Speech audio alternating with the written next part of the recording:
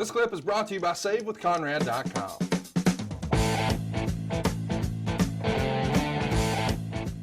So I would bring Michael's name up, and the answer was every single time, nope, not interested. You add to that it was well known that Michael's injury prevented him from working for WCW, and that, well, he's got a back injury. How much can he do? The right time, and it helped that both Jim and I were plugging for Michael hard, and then the right, it's all timing, right time, right place. And this was a couple of years, it felt like, or at least every 6 months, that Michael would call and say, just checking in. And every single time I would write his name down and bring it up to Vince. Hey, Michael Hayes is available. But when we needed that color commentator, and I don't even remember what the hell it was Lawler or whoever it was, but we needed a color commentator, I said, Vince, I really believe you and Michael Hayes would have chemistry. God damn it, that look. He's all grimy, and that long hair, the bleach blonde and the beard. Ugh, just looks dirty. So well, we can change the look. That's not an issue. And Vince was like, okay, if I can change the look, I'll try it on. But he has to be willing and know that up front that I want to change his look. So I let Michael know. I said, hey, he may ask you to cut your hair, man. And he may doesn't like beards. So if you're coming into this, here's an opportunity. And it's a great opportunity because you get to work with Vince on the A show. And that's the best spot you can be in. And I wouldn't put you in any situation that you won't excel at. So know that as well. I'm not setting you up to fail here. But there's an issue with your look. I'll shave my ass. I'll do whatever I got to do. And Michael came in. I remember his hair was down to the middle of his back. He was bleached blonde and walking through the hall. Full beard and everything. And I was like, oh, God, this is going to be tougher than I thought. Vince met with him. I think we put him in the studio first. They might have done a little back and forth. Vince felt instant chemistry with him. And then I was like, got to do something about your look, pal. How about a haircut? Well, all right. How much? I'll just take a little off the back. About 14 inches later, and I had a hairstylist upstairs in makeup. Waiting. You're a fucking asshole. Why? Because you did this to your brother too. Hang on, no. You told him up got him a job. Got him a job. No, don't get. Got him a job, and then was able to facilitate him starting that day, that moment within an hour. This whole bowing up Bruce routine is hilarious because when you said I had a stylist upstairs, you had a twinkle in your eye. You were so I was ready. You loved it. Did you film this? I don't know. There's footage of Michael Hayes getting a haircut? I don't think. I know there's pictures. I don't think there's footage. Did he put the hair in a bag and take it home like He might have. Jim Cornette? Might have. Yeah. But again, it was. I had a stylist there.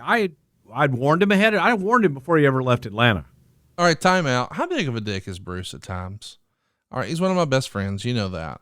But he is just reveling in the idea that Michael Hayes has to cut his hair. And if you remember, he did the same thing with his brother. I don't know, man. It just seems weird. Like, Bruce wants you to do whatever you don't want to do. He's a heel.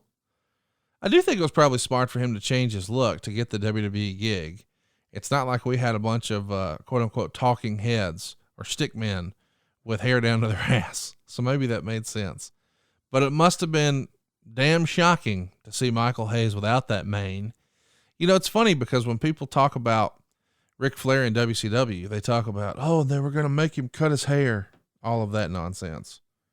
But it actually happened here for another famous mane, Mr. Michael Hayes. Fans just didn't see it coming. But don't worry, as you know, the Skullet is back, baby. And we're back with something to wrestle with Michael Hayes. Here we go. Let my family save your family some cash. You don't need perfect credit. You don't need money out of your pocket, but we will save you money. It's not a matter if, it's a matter of how much. SaveWithConrad.com. He's going to want to cut your hair probably. He's going to want to change your look. So we were ready if he said yes. If he said no, he could have gone home, gone back to Atlanta. Would you have been disappointed had he walked in without a beard and without hair down to his back? No, I would have been ecstatic because that would have said to Vince, here I am. I've changed my look. What do you think? I'm willing to do whatever you want, Vince. However, there was no hesitation when he said, yeah, I cut my hair. So I know this is silly, but how was he dressed? Like Michael. So he had a fanny pack on? Oh, I'm sure he did, and I'm sure that he had a fanny pack on. He had a kind of a suit, a Michael suit. So it was like a loud, crazy color suit? No, I think it was cream colored. Okay. But I really don't. I remember him being in a suit. He was nicely dressed. He was dressed as Michael. But then he did the whole thing, shaved the beard, kept the mustache, and then he was like, "Got to do something with that name," and came up with different. What do you like? You know, he likes music, he likes things. And Doc Severinsen was the leader of the Tonight Show orchestra band. So Who? Doc Severinsen. I don't even know what the fuck you just said. What is a Doc Severinsen? Do you realize how old you are when you say Do you realize how uneducated you are by not knowing who Doc Severinsen is? Listen, if we're going to talk Kevin Eubanks, all right? Yeah. That's what I'm saying. That's the age. Listen, Pop, continue your story.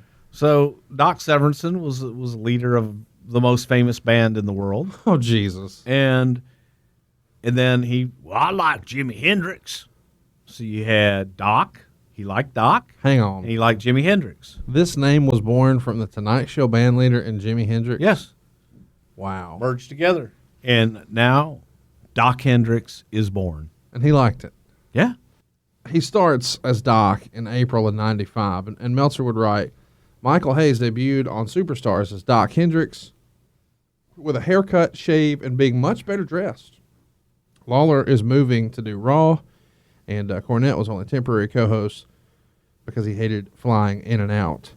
He works as a commentator, of course, for several years, but I think the most famous moment of all for him as Doc Hendrix is King of the Ring, 1996, right, with Stone Cold Steve Austin?